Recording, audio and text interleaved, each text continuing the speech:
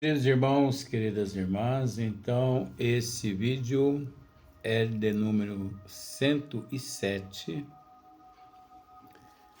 Diálogo com as Sombras, Hermínio Miranda. Hoje é um novo tema: perspectivas.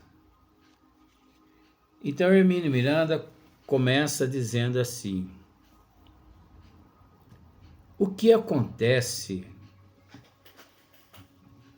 quando o espírito, assim despertado, nos deixa? Então veja bem, Hermínio Miranda ele está fazendo-nos uma pergunta: o que acontece quando o espírito, assim despertado, nos deixa? O espírito despertado. Então você tem nos acompanhado durante toda essa trajetória no esmiuçamento desse livro, e naturalmente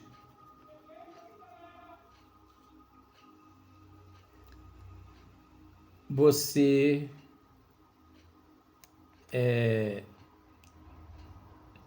deparou mais de uma vez com os nossos relatos a respeito do tratamento recebido pela equipe espiritual e também pela equipe encarnada, por Hermínio Miranda, uma semana, 2, um mês, alguns meses, até mesmo alguns anos de atendimento. Então você já teve a oportunidade de nos ouvir comentando a respeito desse fato. Então veja bem, enquanto o espírito ele não desperta, enquanto ele não cai na realidade, a equipe espiritual, na época, na casa em que Hermínio Miranda trabalhava, obviamente eles não abandonavam aquele espírito,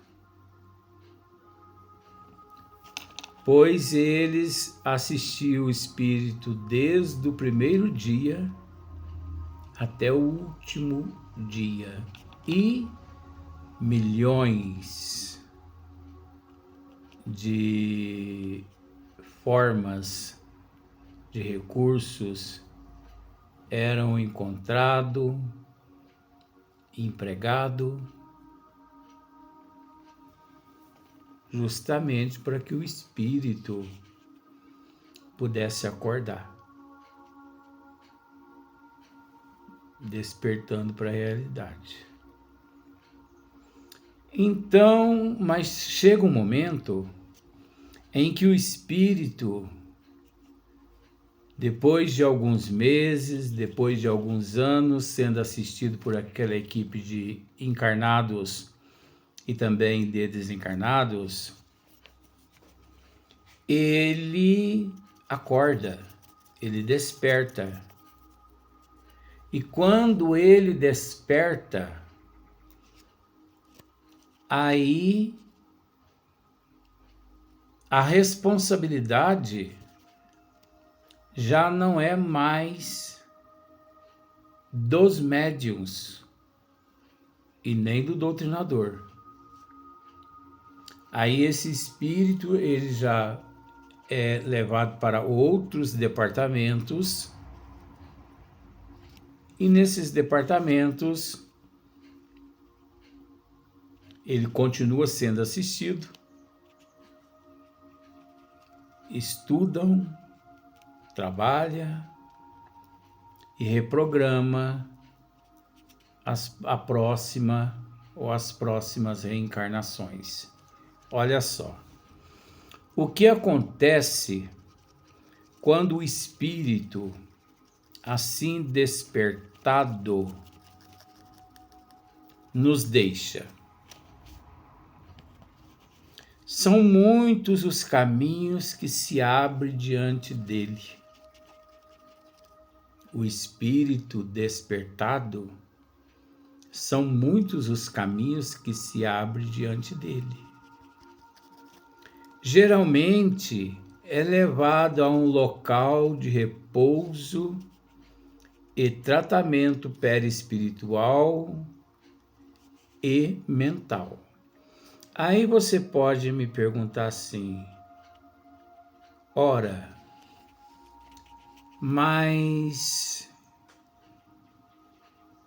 durante aquelas semanas, durante aqueles meses, esse espírito, ele não vinha recebendo tratamento nos departamentos espirituais, recebendo tratamento da equipe espiritual,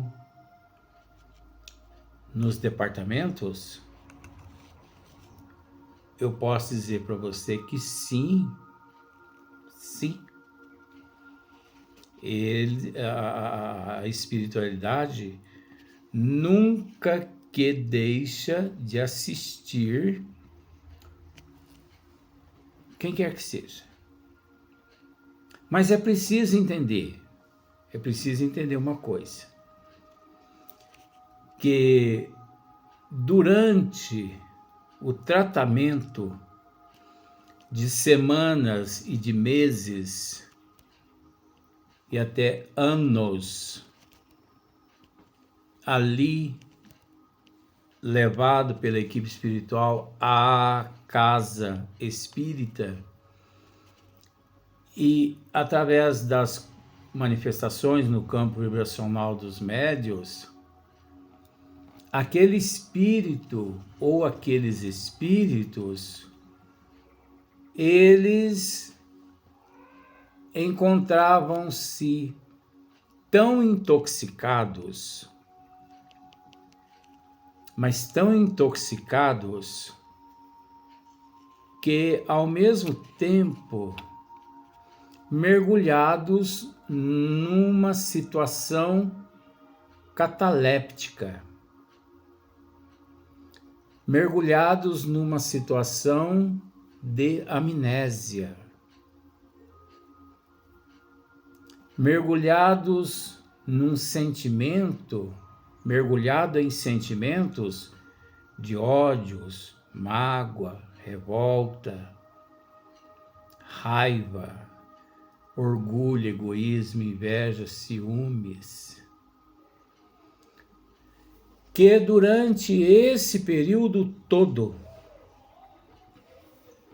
por mais que recebem medicamentos e tratamentos, mas pelo fato da consciência não liberta,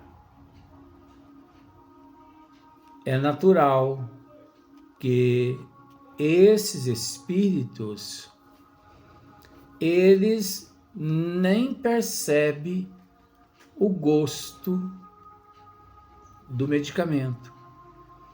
Eles nem percebem o lugar que se encontra. Muitos até desconhecem o fato de terem desencarnados.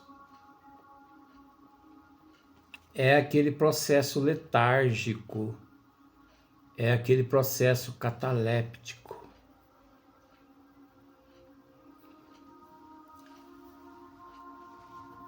Vamos fazer uma análise? Todos nós aqui na Terra vivemos nessas condições. Observa para você ver uma coisa. Faz parte do esmiuçamento, tá? Observa para você ver uma coisa. Nós só damos valor nas nossas vistas depois que nós a perdemos. Nós só valorizamos os nossos olhos até que um cisco caia nos nossos olhos. Depois que o cisco cai, ou depois que ficamos cegos, míopes, aí que cai a realidade. Nós só valorizamos a audição depois que ficamos surdos. Nós só valorizamos as cordas vocais, a fonação, depois que nós perdemos as nossas cordas vocais. Nós só valorizamos o nosso pai depois que nós o perdemos fisicamente. Fisicamente. Porque espiritualmente ninguém perde ninguém. Nós só valorizamos nossa mãe depois que nós a perdemos fisicamente. Nós só valorizamos os nossos filhos depois que nós perdemos fisicamente os nossos filhos. E isso, o emprego, a saúde, não é?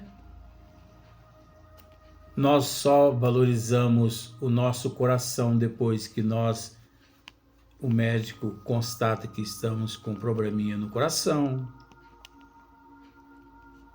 Enfim. Aqui no corpo físico,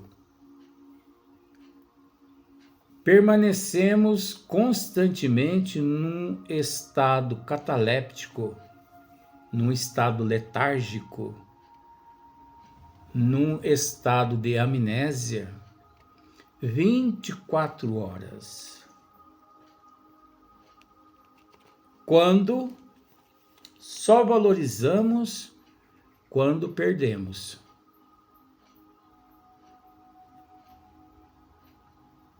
E o mais interessante, só valorizamos quando somos visitados pela dor.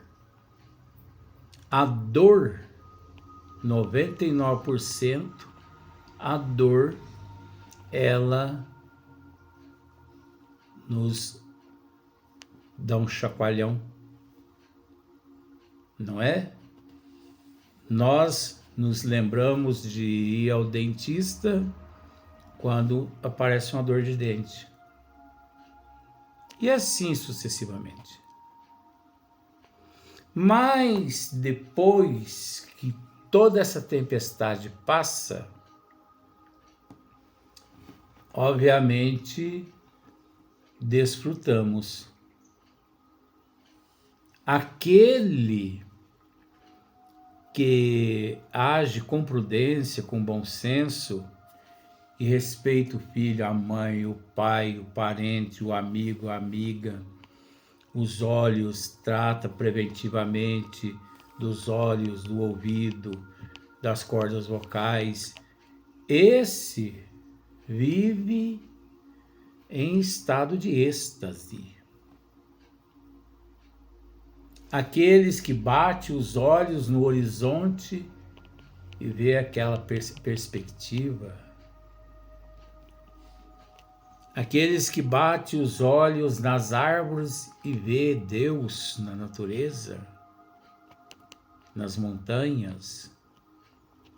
Aqueles que batem os olhos nos animais e vê Deus. Aqueles que atuam com os olhos da alma. Pois várias vezes já tivemos a oportunidade de dizer isso. Os olhos físicos existem para que possamos enxergar o lado físico, o palpável, o tangível. E os olhos espirituais para que possamos enxergar a parte espiritual. Isso tudo é um exercício.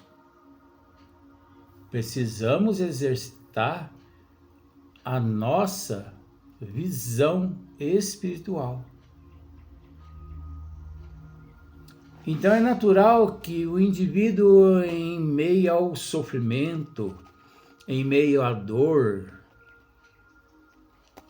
às vezes ele se arrepende do que fez, mas custa agradecer a Deus quando a dor vai embora. Muitos associam a ausência daquela dor graças a um milagre. E nós sabemos que milagre não existe. Então vejamos. Você tem uma bela casa, você mora num palacete. A pessoa tem tudo, mas se ele não possui paz de espírito, ele não agradece a Deus tudo que tem. Só quando ele realmente cai em si é que a consciência dele desperta e ele reconhece. É a mesma coisa. Quantos milhões de seres se encontram na erraticidade, vagando para lá, para cá, para lá. Desencarnaram, mas que não sabem que desencarnaram. Na verdade, é preciso dizer. Desencarnar é uma coisa, morrer é outra completamente diferente. Nós precisamos, enquanto no corpo físico nos encontramos, nós precisamos aprender a morrer. Nós precisamos aprender a morrer. Para que o dia do nosso desencarne possamos de fato desencarnar em paz, com a consciência tranquila. Então, aqueles que não trabalham a moral, o caráter, aqueles que não se redimem, aqueles que não se conscientizam a respeito dos desígnios de Deus, da responsabilidade que possui, esses não desencarnam, esses morrem fisicamente e continuam presos ao psicossomático, à somatização, a tudo aquilo que ele se apegou durante a tua existência física. Então, quem na Terra materialista é apegado, esse não desencarna. Ocorre o óbito, mas ele continua morto morto no estado de ignorância, falta de conhecimento. Agora, aquele que durante a existência física procurou todos os dias matar o que não presta. Matar os desejos, matar as fantasias, matar a cobiça, a inveja, o ciúme, o orgulho, o egoísmo. Então, um dia, quando chegar o momento dele retornar à pátria espiritual, por ele já ter matado, ele não vai morrer fisicamente, e sim desencarnar. Por isso ele deixa o corpo físico e é assistido pelos amigos espirituais e levado para os departamentos espirituais. Quantos milhões de pessoas, de seres desencarnados, encontram-se no corpo, ainda aqui na matéria,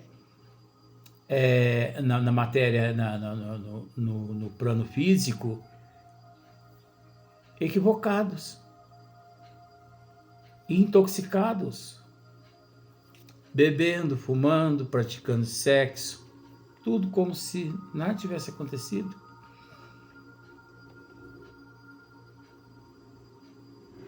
Então é a mesma coisa aqui o caso, né? Geralmente é levado a um local de repouso e tratamento perispiritual e mental. No momento, é o de que mais precisa. Quando o indivíduo, depois semanas, meses e anos sendo tratado pelos benfeitores nas casas sérias de desobsessão, através do campo vibracional dos médios, depois que ele desperta, depois que ele acorda para a realidade, ele é levado, né, para esses departamentos. No momento é o de que mais precisa, além da certeza de que os seus antigos amores acham-se novamente ao seu lado. Antigos amores acham-se ao seu lado. Então ali ele tem a certeza de que sua mãe está do seu lado, sua ex-esposa, aquela esposa que ele teve naquele século, aquele marido que ela teve naquele século, aquele filho, enfim, aqueles amigos espirituais, né, que sempre o acompanhou em sua evolução. Então, aí sim é que ele tem certeza, só quando ele desperta. Enquanto o indivíduo não se desperta, ele não tem lá certeza absoluta de que isso tudo é possível.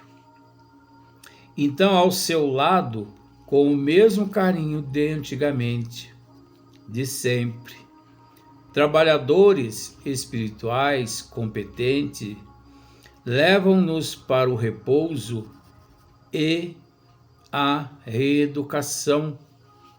Quase todos precisam de mergulhar em nova reencarnação o quanto antes. Todos nós, todos esses seres, então os amigos espirituais, eles nos preparam esses seres para regressar novamente ao corpo físico, juntamente com todos esses que encontram-se ao seu lado, de certa forma, para novas provas, novas expiações. Então, e assim que esteja em condições, começa o preparo sob a direção de espíritos especializados e altamente qualificados. Então, é dada a oportunidade ao espírito dele se refazer, se fortalecer, de estudar, Mas é preciso frisar aqui que esse processo ele é complexo e também relativo, porque não são todos os espíritos que imediatamente passam por esse processo. Existe uma desigualdade dentro do processo evolutivo. Cada caso é um caso. Pois, enquanto 1 milhão de espíritos já preparados, submetidos a novas programações reencarnatórias, existe mais alguns milhões de espíritos que não com as mesmas condições que reencarnam compulsoriamente. Mas não é porque reencarnam compulsoriamente que não são assistidos pelos amigos espirituais. Todos os seres que reencarnam compulsoriamente são assistidos pelos benfeitores espirituais, do mesmo modo que outros espíritos que passam por programações.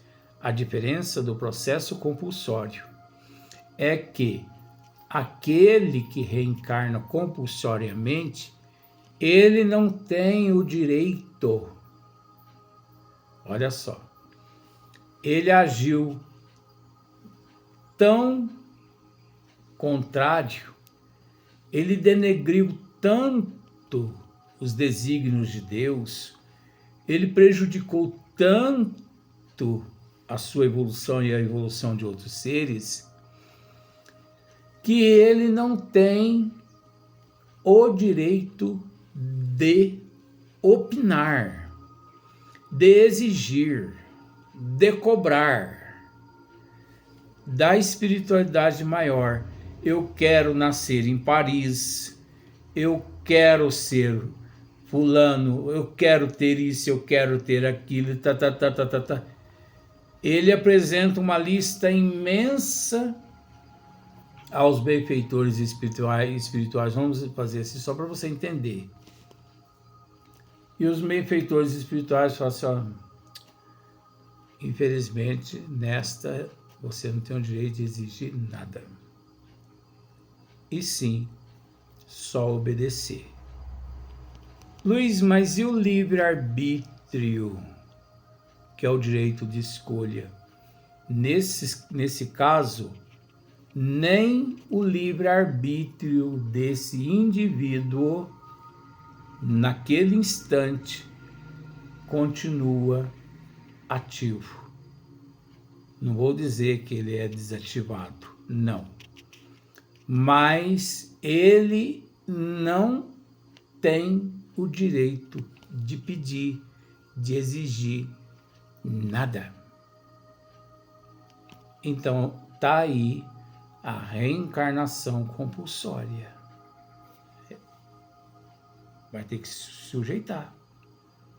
Então, os mentores espirituais aproximam ele daquele casal. É preciso entender que aquele casal pode ter algum vínculo com ele, como não pode ter. Ele tem que reencarnar e pronto. Mas você observa que ele é assistido pelos benfeitores espirituais. Porque quando fala em reencarnação compulsória, a pessoa pensa assim, é deixado para lá como se fosse um animal. Não. Deus não desampara nem uma ameba. Nenhum átomo Deus desampara. Tudo é amparado. Só que existe as perspectivas. Existe uma balança de acordo com o mérito. Você tem mérito? Tenho. Então você pode programar, você pode pedir, você pode ajudar na programação do teu retorno, juntamente com a tua família, os teus amigos, os teus parentes, ali reunidos naquele departamento no plano espiritual. Vamos para o próximo vídeo.